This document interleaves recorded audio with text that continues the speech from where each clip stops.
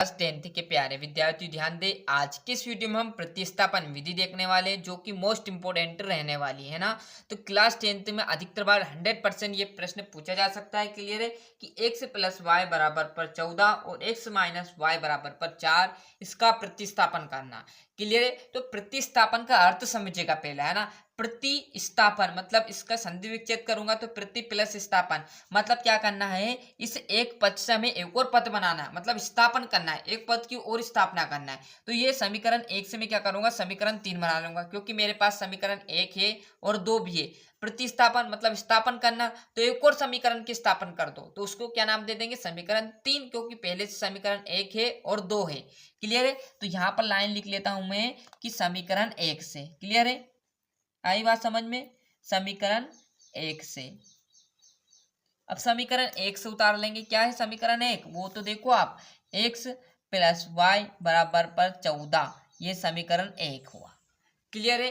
अब समीकरण 1 से यहाँ पर मैं क्या करूंगा, देखो ये प्लस का है तो इसको बराबर को उधर पहुंचा दूंगा। क्लियर है। तो यहाँ से जो x है वो का मान आ जाएगा 14 माइनस वाई।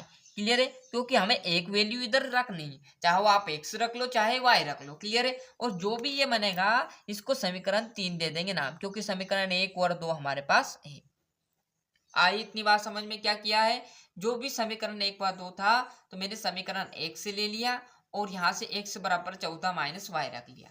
अब मैं क्या करूंगा, इस जो x का मान है, अब x की जगह क्या रख देंगे, 14 माइनस वाई। किस में रख देंगे, इसमें। तो मैं क्या करूंगा, x का मान कहाँ पर रखूंगा, समीकरण 1 हो गया, अब किसकी वाई, समीकरण 2 की। तो यहाँ x में जो भी जगह, x की जगह यहाँ पर क्या रख देंगे, 14 माइनस वाई धर देंगे। क्या करूंगा, लाइन लिखूंगा, x का मान समीकरण 2 में रखने पर, 2 में रखने पर। क्लियर है, जिससे क्या होगा, y का मान हमें ज्ञात हो जाएगा। क्लियर, क्योंकि हमें यहाँ से x और y का मान ज्ञात करना है। तो समीकरण 2 क्या है वो उतार लो भैया, पहले समीकरण 1 कर लिया, उससे समीकरण 3 बना दिया, आप समीकरण 2 उतार लो, x माइनस वाई बराबर पर 4। अब x की जगह क्या रख दूं उठाकर मैं, 14 माइनस वाई। क्लियर है, 14 माइनस वाई वैसे का वैसा ही है बराबर 14। क्लियर। अब देखो ये माइनस वाई तो कितनी वाई होगी, माइनस की 2y। क्लियर है, और ये 14 वैसे का वैसा बराबर 4। अब देखो यहां से हम क्या करेंगे, ये संख्या है इसको उधर पहुंचा देंगे और जो y है उसको एक साइड रख लेंगे। 2y वैसे की वैसी रहेगी 4, और ये प्लस का है, चिन्ह बने नहीं दर्शाए, ये किसका है, प्लस का, तो बराबर को उधर जाएगा तो किसका हो जाएगा, माइनस का हो जाएगा। आई रही बात समझ में।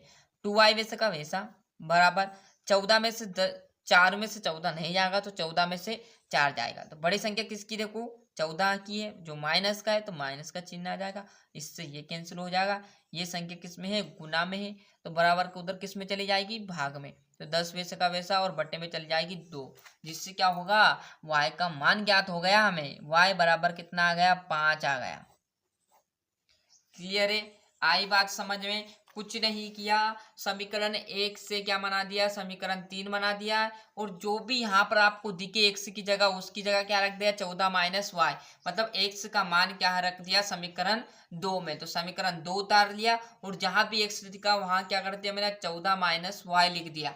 बस यही किया, y 2y हो गई, इसको उधर पहुंचा दिया, तो ये प्लस का था तो माइनस का हो गया, 14 में से 4 गया तो 10 बचेगा, प्लस की है छोटी संख्या, माइनस की बड़ी संख्या, माइनस तो माइनस कैंसिल हो गया और काटेंगे तो y का मान आ गया।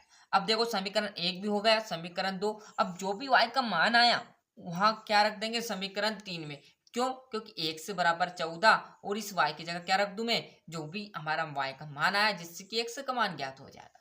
क्लियर है, तो लाइन लिखूंगा फिर से कि y का मान देखो, समीकरण 1 भी हो गया, समीकरण 2 भी हो गया, अब किसकी बारी, समीकरण 3 की है ना, तो y का मान समीकरण 3 में रखने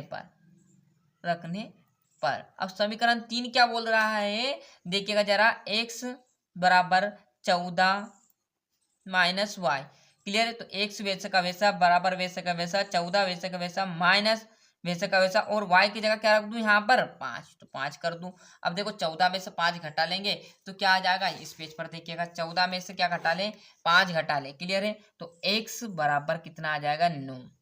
क्लियर है। तो हमें क्या प्राप्त हो गया, यहाँ से x का मान भी ज्ञात हो गया और y का भी हो गया। तो लाइन में लिखना चाहूंगा यहाँ पर हमेशा आपको लिखनी है कि अतः x बराबर पर 9 कोमा एवं y बराबर पर कितना आ जाएगा 5 है आंसर।